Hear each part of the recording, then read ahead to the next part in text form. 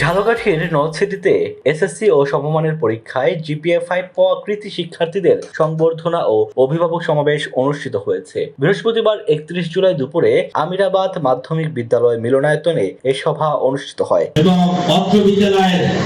এ সময় প্রধান অতিথি ছিলেন আমিরাবাদ মাধ্যমিক বিদ্যালয়ের সভাপতি অ্যাডভোকেট আক্তার হোসেন রিপন। বিদ্যালয়ের প্রধান শিক্ষক মুজিবুর রহমান তালুকদারের সভাপতিত্বে বক্তব্য রাখেন আমিরাবাদ সরকারি প্রাথমিক বিদ্যালয়ের প্রধান শিক্ষক জাহাঙ্গীর হোসেন, ম্যানেজিং কমিটির সদস্য সাইদুল ইসলাম, সাবেক অভিভাবক সদস্য সেলিম আহমেদ, সমাজসেবক বাদুল হোসেন সহ অনেকে। কৃতি শিক্ষার্থীদের মাঝে শিক্ষা উপকরণ বিতরণ করা হয়। ডেস্ক রিপোর্ট, দৈনিক ডেস্টিনি।